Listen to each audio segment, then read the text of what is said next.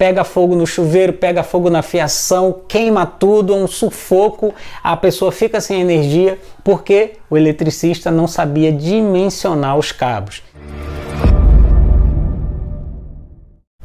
Fala galera do nosso canal Dicas Práticas, e nós estamos aqui hoje para mais uma aula do nosso curso de eletricista predial. Essa é a aula 3. Então, se você caiu aqui de paraquedas, não assistiu a aula 2 e a aula 1, é importante que você volte lá e assista a essas aulas, porque elas são fundamentais para você entender o que eu estou ensinando aqui. Então, cada passo é de suma importância e um passo vai complementando o outro. Então, se você quer só tirar a dúvida do que eu vou ensinar hoje aqui, beleza. Agora, se você quer realmente aprender a ser um eletricista profissional, volta lá e assiste as outras aulas, tá bom? Então, nessa aula, eu vou falar com você sobre dimensionamento, sobre amperagem de disjuntores, né? Na última aula a gente falou sobre o quadro e é muito importante você entender e aprender sobre amperagem. O que é a amperagem? A amperagem é nada mais, nada menos do que a potência que suporta cada disjuntor. Você vai ver, você deve saber disso com certeza, todo aparelho que a gente compra, ele tem uma potência lá, né? E vamos lá, você compra um micro-ondas. Lá o micro-ondas ele tem uma potência que ele vai dizer ali qual é a amperagem do disjuntor a ser usado para aquele micro-ondas. Ele vai dizer ali que fiação mínima deve se usar, porque se você usar uma fiação abaixo daquilo, o fio pode aquecer. Então o fio ele suporta uma determinada carga. Cada fio, né, a gente tem fios na elétrica de 1,5, de 2,5, tudo isso em milímetros, né? A gente tem fio de 4, fio de 6, fio de 8, fio de 10, fio de 16 e por aí vai. E aí cada fio desse, ele suporta uma quantidade de amperes, ele suporta uma determinada potência. Você pode ver que se alguém vai fazer uma instalação de um ar-condicionado, ele tem ali que usar uma fiação somente para o ar-condicionado, e geralmente é uma fiação mais robusta, mais grossa, porque cada aparelho ele vai exigir a fiação e o disjuntor de acordo com a amperagem dele. Quando a gente está aqui num quadro de distribuição, a gente tem um disjuntor geral, que é o disjuntor que suporta toda essa carga que tem na casa, na residência. No normal, no padrão normal, uma casa monofásica e uma casa bifásica, os disjuntores gerais, eles variam entre 40 e 50 amperes. Para uma casa normal, que tem fogão, geladeira, micro-ondas, que tem um ar-condicionado, né? Ele, dentro desses padrões aí de qualquer residência, ele vai suportar aí um disjuntor de 40, 50 amperes. Eu aconselho sempre o de 50, né? Então, a casa mono é ideal que seja o de 50, e até por padrão das concessionárias, aqui no Rio de Janeiro é a Enel ou a Light, né? E o disjuntor que eles mesmos colocam no relógio é um disjuntor de 50 amperes. Depois que você passa do disjuntor de 50 amperes, que é o geral, você vai ter os outros disjuntores que são para distribuir a instalação elétrica pela casa, e aí isso vai variar. Geralmente, para tomadas comuns, tomadas simples, né? Tomadas da cozinha, tomadas do banheiro, tomadas do quarto, são disjuntores que variam aí entre 10 amperes e 16 amperes. Não é necessário além disso. Por quê? Tudo que você liga num quarto, numa sala, o que são? Geralmente é um computador, um carregador de celular, é um ventilador, uma geladeira na cozinha. Então são tomadas que vão ter aparelhos que não ultrapassam essa faixa aí dos 10 aos 16 amperes. Então é o que a gente mais costuma usar para a amperagem desses cômodos. A gente vai ter outros aparelhos que a gente precisa ter um cuidado melhor.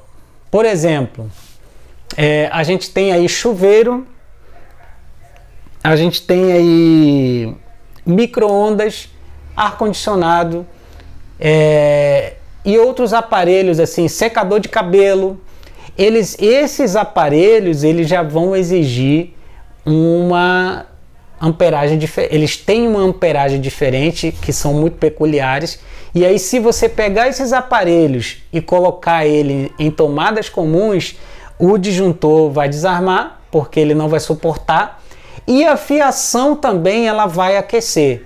Então é muito importante você saber que dimensionar tanto a fiação quanto os disjuntores é essencial, tá? Quando o cara não aprende igual você está aprendendo aqui, o cara acha que a elétrica é só você ligar um fase e um neutro e tá tudo bem. E geralmente liga, né? Qual é o fio mais usado? O fio de 2,5. Eu já cheguei em casas, em residências, para resolver problemas, que quando eu fui para resolver, eu falei assim, não é possível, cara. O cara botou o fio de 2,5 na casa toda, inclusive no chuveiro. E aí, o que acontece? Pega fogo no chuveiro, pega fogo na fiação, queima tudo, é um sufoco, a pessoa fica sem energia, porque o eletricista não sabia dimensionar os cabos. E aí, eu vou passar isso para você agora na próxima aula. Essa aula você aprendeu a importância de você dimensionar qual é a amperagem correta para um disjuntor geral, né? Se a residência ela for acrescentando muitas coisas, por exemplo, acrescenta uma piscina e acrescenta mais outro ar-condicionado, quando você vai ver, a casa tem 3 quartos, todos os 3 quartos têm ar-condicionado split. Aí já vai ser necessário um aumento de carga, e aí o disjuntor geral ele já não pode ser mais o de 50 amperes, ele vai precisar passar aí por um de 70, talvez por um de 100, e isso aí você vai aprender mais na frente, porque você vai aprender a ver qual é a amperagem como é que você vai medir uma amperagem, tá? A medição basicamente por exemplo, você tem um aparelho, você não sabe qual é o ampere daquele aparelho ali. Tem aparelhos que vem dizendo a amperagem, mas a maioria não vem dizendo não, vem dizendo a potência e vem dizendo a voltagem. Geralmente, qual é o cálculo que é feito, né? Na elétrica, eu fiz o curso de eletrotécnico, né? Então a gente aprende que para você achar a amperagem de um aparelho, você vai dividir a potência dele pela voltagem, e vai multiplicar isso por 1,2.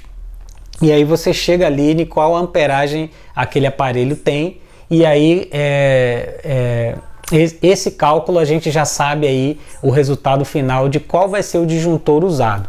Então sempre quando você for dimensionar um quadro, qual o disjuntor que eu vou usar nas tomadas da cozinha? Você vai perguntar ao cliente, perguntar à pessoa, né, que é o dono daquele imóvel que está sendo feito a elétrica. Você vai perguntar, então, nesse ambiente aqui, quais são os aparelhos que vão ter?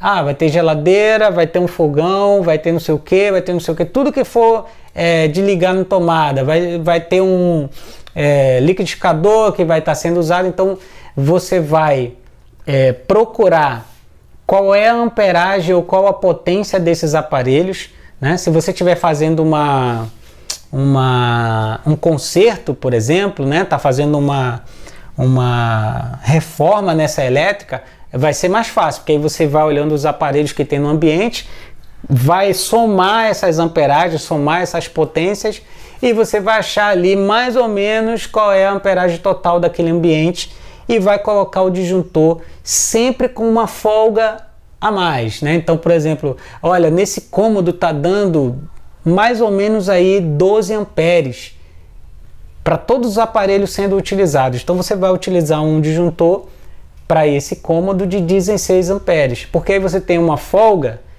de, eventualmente nessa casa ou nesse cômodo vai ligar um aparelho que vai somar com todos esses que já tem. Então, por exemplo, a geladeira na cozinha fica ligada 24 horas. E aí você tem um fogão que está sempre sendo ligado ali, o fogão que você aperta o botão ali para poder acender o fogão automático. aí tem o liquidificador, aí tem uma cafeteira que entra. Então você tem sempre que pensar que podem ter aparelhos de uso esporádicos e que vão somar ali com aquela amperagem. Então sempre trabalhar com disjuntor com uma certa folga para você ter uma elétrica aí que no cliente não vai ficar ligando para você, o disjuntor desarmou, o disjuntor está desarmando, isso aí é horrível. Então o disjuntor ele tem que ser um dispositivo de proteção, então ele só vai desarmar quando realmente aqueceu, entrou um curto, né? E aí ele vai desarmar. Agora a dimensão, o dimensionamento de amperagem você já fez da forma correta. Da mesma forma a fiação, tá? Então a fiação você vai ver que em cada rolo de fio ele vai estar escrito lá o quanto ele suporta, qual é a carga máxima que um fio de 2,5 suporta, que um fio de 4 milímetros suporta, que um de 6 suporta.